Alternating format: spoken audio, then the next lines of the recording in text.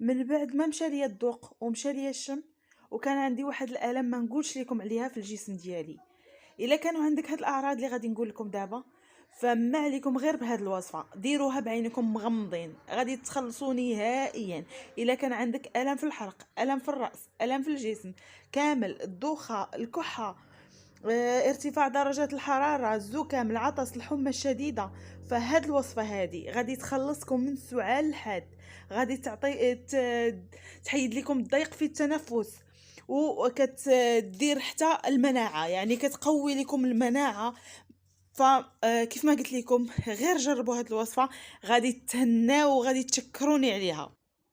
بغيتكم كاملين توصلوا هذا الفيديو هذا لاكبر عدد ديال اللايكات باش يوصل لكتير كتير ديال الناس، وكل شيء يستافد ولينا الاجر وليكم. والله شافي الجميع، بقاو معايا وتبعوا معايا الفيديو حتى الاخير.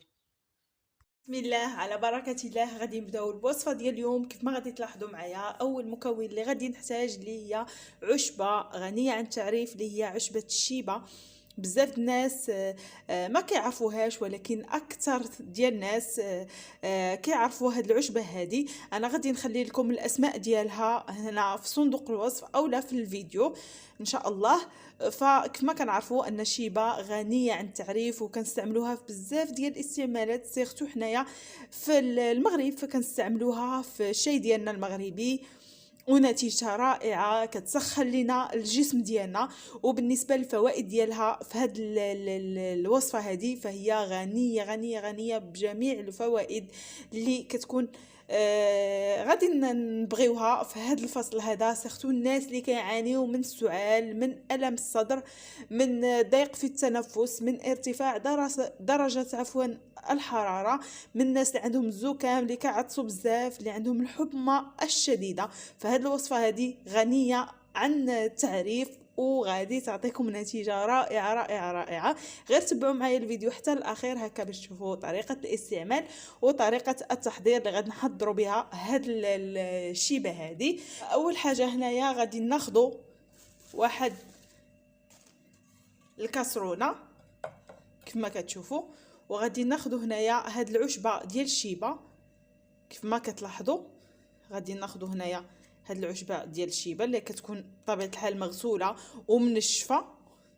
كناخذوا هنايا واحد الاوراق ماشي بزاف، غير اللي غادي يكفيونا في هاد الوصفه هادي. ناخذوا هنايا واحد الكميه من الماء، غادي نوضعوها هكا على الشيبه.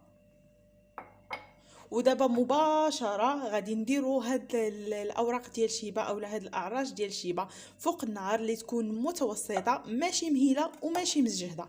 كنخليوها واحد 5 دقائق حتى كتغلى لينا مزيان، وعاد غادي ندوزو لتتمه الوصفه. هنايا غادي ناخذوا كيف ما كتلاحظوا، غادي ناخذوا هنايا الليمون اولا الحامض. فالليمون اولا الحامض كنحضروا معكم بزاف هاد الوصفات حيت نتيجته رائعه، وكيصفي لينا الدم ديالنا، كيصفي لينا الدم ديالنا من السموم. وكيف ما كنعرفوا ان الليمون فهو غني عن التعريف، ونتيجته خطيره خطيره، نتيجته هائله للجسم ديالنا، غير الناس ما كيعرفوش الفوائد ديالو. ففيه واحد الماده اللي كيف ما قلت لكم كتحيد لينا السموم من الجسم. غير في الصباح الا فقنا ودرنا واحد الكاس ديال الماء دافي اولا ساخن واحد شويه، وكنديروا واحد نصف ليمونه هكا معصره في الماء وكنشربوها، فعنده فائده كبيره كبيره كبيره كبيره للجسم ديالنا. حتى الوجه ديالكم ما كيبقاش فيه يعني هكا نمش ولا كلف، وداكشي كيصفي لينا الوجه ديالنا وكيصفي لينا الذات ديالنا من الداخل. فالليمون عنده كيف ما قلت لكم فوائد زوينه زوينه زوينه للجسم ديالنا. كيف ما كنعرفوا دابا كيف ما قلت لكم عندنا هنايا الليمون الاخضر والليمون الاصفر. فاذا توفر عندكم هذا الليمون الاخضر كيف ما قلت كنقول لكم انه عنده واحد الجهد في الجسم ديالنا، كيساعدنا اكثر في هذه الوصفه، كيعطينا نتيجه اكثر. الا كان متوفر فديروه، الا ما كانش متوفر بطبيعه الحال غادي نستعملوا هذا الليمون الاصفر حتى هو نتيجته رائعه. صافي هنا كيف ما قلت لكم غادي ناخذوا هذا الليمون هذا اولا الحامض، غادي ناخذوا منه واحد النصف ليمونه.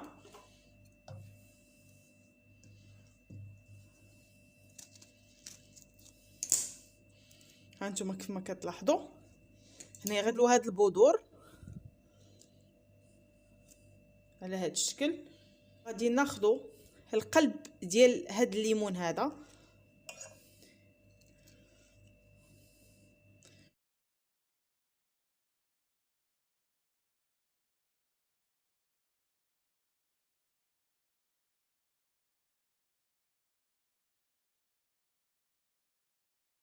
كما كتلاحظوا هنايا زولت ليها هذوك البذور ديالها.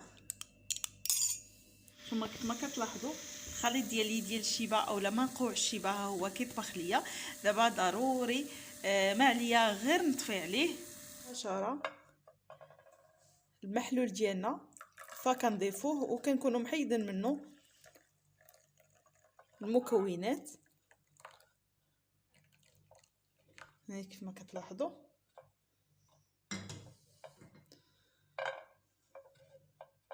راه مازال ساخن، ومباشره ملي كنضيفوه فوق هذا الحامض هذا، مباشره ملي كنضيفوه ضروري ما نضيفوا هاد المكونات اللي غادي نوريكم دابا، حيت مكونات رائعين وضروريين في هذه الوصفه هذه.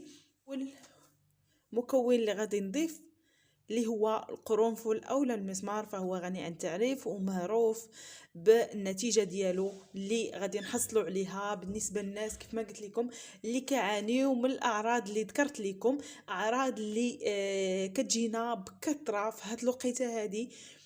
فبزاف الناس كيعانيو من هاد المشاكل ديال السعال وديال الالم الصدر وضيق في التنفس وارتفاع درجات الحراره والالم اللي كتكون في الجسم ديالنا كامل. وهنايا بالنسبه للناس ايضا اللي عندهم جهاز المناعه ديالهم يعني ضعيف بزاف، فهاد الوصفه هذه كتقوي عفوا لهم جهاز المناعه وكتنقي ايضا الجسم ديالنا. صافي هنا كيف ما كتلاحظوا غادي نوضع هنايا القرنفل اولا المسمار. بطبيعه الحال ما غاديش نوضعوا على هذا الشكل هذا، يعني ما غاديش نوضعوه هو هكا ما مدقوقش اولا ما مطحونش. غادي كتلاحظوا معايا القرنفل اولا المسمار هنايا عندي مطحون كيف ما كتشوفوا. غادي ناخذوا فقط راس ملعقه، ما غاديش نقويو، غادي ناخذوا راس ملعقه كنضيفوها هكا كنحركوا. هنايا كما قلت لكم المحلول ديالنا فهو سخون، ضروري هاد المكونات ما نضيفوهم والمحلول ديالنا سخون. والثاني اللي غادي نوضع في هاد الوصفه هذه كيف ما كتلاحظوا اللي هي القرفه اولا الدارسين، فهي معروفه بالقرفه اولا الدارسين في الدول العربيه. هنا غادي نحتاجوا واحد الكميه من القرفه. هنايا بالنسبه للناس اللي عندهم هاد القرفه اعواد فيضيفوا منها تقريبا قد هكا. وكيف ما كنقول لكم المحلول يكون ساخن. وبالنسبه للناس اللي ما متوفرش عندهم هاد القرفه فغادي نوضعوا قرفه مدقوقه اولا مطحونه، غادي نوضعوا منها واحد الكميه. هنايا كنفضل هاد القرفه مطحونه حيت كتعطينا نتيجه احسن. وبالنسبه للقرفه فحتى هي كنوضعوا منها غير واحد الكميه اللي هي بسيطه اولا قليله فحال القرنفل، ما كنوضعوش كميه اللي هي كثيره. وكنخلطوا بطبيعه الحال هاد المكونات. كيف ما قلت لكم المحلول ديالنا خصو يكون ساخن باش نديروه. صافي كنخلطوا مزيان.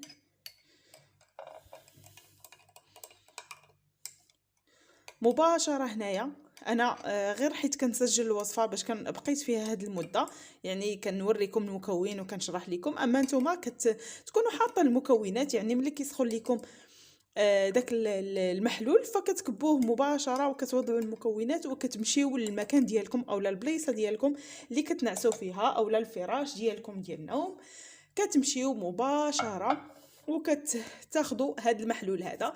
بالنسبه لهذا المحلول كيفيه الاستعمال ديالو فهي جد سهله وبسيطه كيف ما كنقول لكم دائما، حيت المكونات اللي وضعنا في هذا الخليط مكونات طبيعيه، مكونات اللي كتخلصنا من المشاكل اللي كاينين في هذه الفتره هذه. ما نقولش لكم النتيجه اللي غادي تحصلوا عليها، غادي تحسوا ملي غادي تشربوه، يعني غادي تحسوا بالجسم ديالكم فيه واحد التعرق، وهذا الشيء راه عادي، حيت ضروري تنقول لكم ملي تكونوا غادي تستعملوا هذا المحلول هذا خاصكم تكونوا يعني في الفراش ديالكم هكا ومغطين، حيت ملي كتحسوا بداك التعرق فديك الساعه الوصفه فهي كتخدم لكم وكتعطي نتيجه مضاعفه. هنا بالنسبه للوصفه ديالي كيف ما قلت لكم غادي تمشيو للفراش ديالكم وغادي تغطاو بطبيعه الحال، وغادي تشربوا هذا الكاس هذا اللي حضرت معاكم، وغادي تبقاو مغطيين. فما تنوضوش، حاولوا انكم تكونوا ساليتوا الشغل ديالكم كامل، وفي الليل بطبيعه الحال هذه الوصفه كنشربوها كنستعملوها في الليل، ما كنستعملوهاش بالنهار حيت ما كتعطيش نتيجه وما كتخدمش معنا. يعني كنستعملوها بالليل كنشربوها وكنتغطاو وندفاو مزيان وكنبقاو نتفرجوا اولا كنديروا شي حاجه. المهم ديك الساعه نتوما حتى يديكم ناس على خاطركم. صافي هذه هي الوصفه، هي جد سهله وبسيطه وكتعطينا نتائج رائعه كيف ما قلت لكم. فكتبدا المفعول ديالها من اليوم الاول حتى ل3 ايام كحد اقصى، وان شاء الله تنجح معكم وتستافدوا من هذا الفيديو. وكنتمنى انكم تبارطاجيوه باش كلشي يستافد. ديروا لي لايك باش هكا تعمل فائده على الجميع وكلشي يستافد كيف ما قلت لكم من هذه الوصفه. وبسلامه عليكم حتى الفيديو قادم ان شاء الله، تبقاو على خير.